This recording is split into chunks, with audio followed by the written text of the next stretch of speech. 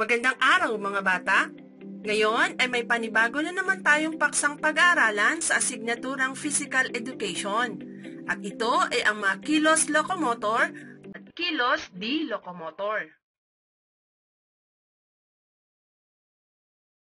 Sa pagtatapos ng aralin na ito, inaasahang matutunan mo ang mga sumusunod. Makilala ang wastong galaw at hugis ng katawan na locomotor at di-locomotor. Maisagawa ang wastong galaw at hugis ng katawan. Alam ba ninyo na kaya ng inyong katawan na makalikha ng iba't ibang hugis na maaaring tuwid, baluktot, at pilipit? Ang mga ito ay tinatawag na mga kilos locomotor at kilos di-locomotor.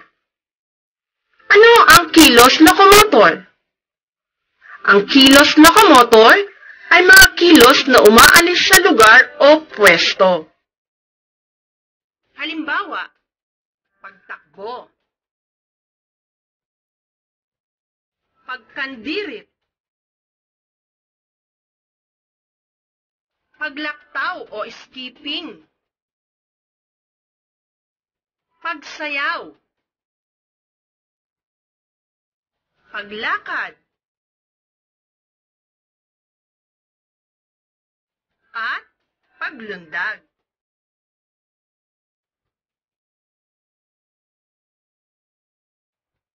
Ano naman ang mga kilos di locomotor? Ang mga pagkilos o paggalaw naman ng hindi umaalis sa pwesto ay tinatawag na kilos di locomotor. Halimbawa, paghuhugas ng kamay, pagbabasa, pagkain, pagsasalita,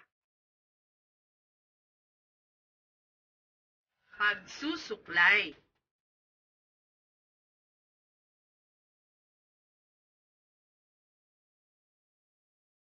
Ngayon naman ay isagawa ng 8 beses ang mga sumusunod na kilos at pagkatapos ay tukuyin kung ito ay locomotor at di-locomotor. Bago mo gawin ang mga ito, kailangan ay mayroon kang kasamang nakatatanda upang masigurado ang iyong kaligtasan.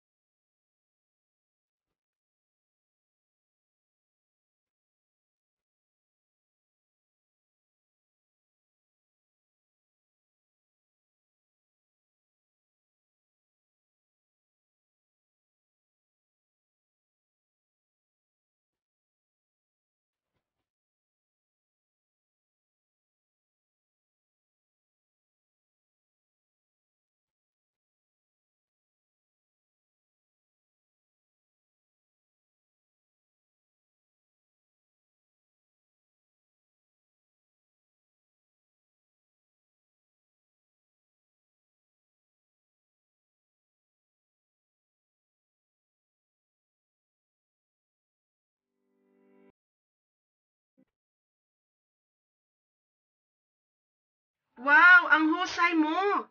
Naisagawa mo ng maayos ang mga kilos. Bago tayo magpatuloy, ay tignan mo muna kung tama ang iyong mga isinagot.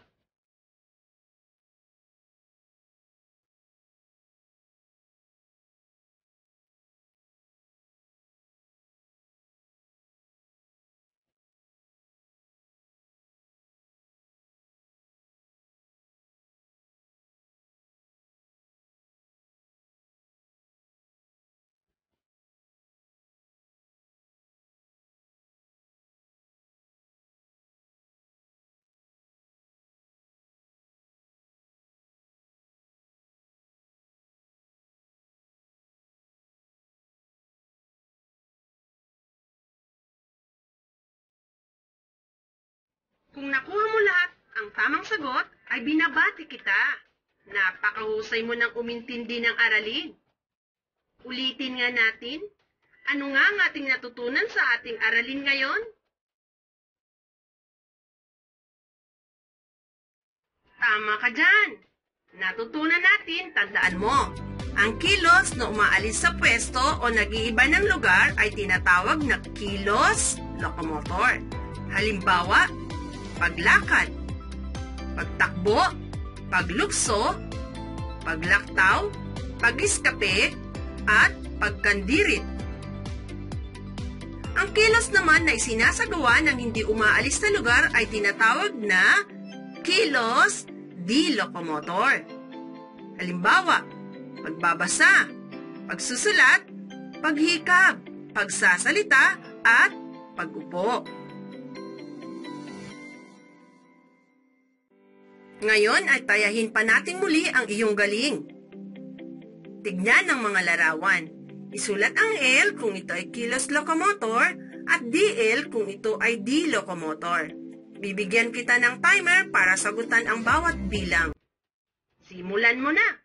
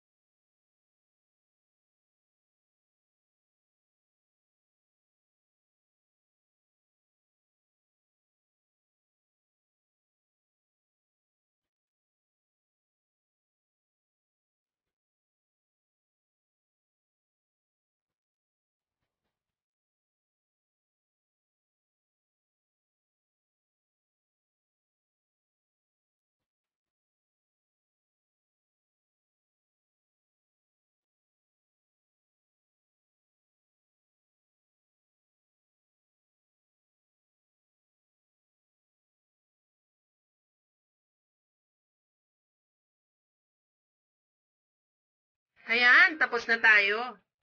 Iwasto mo na ulit ang iyong sagot.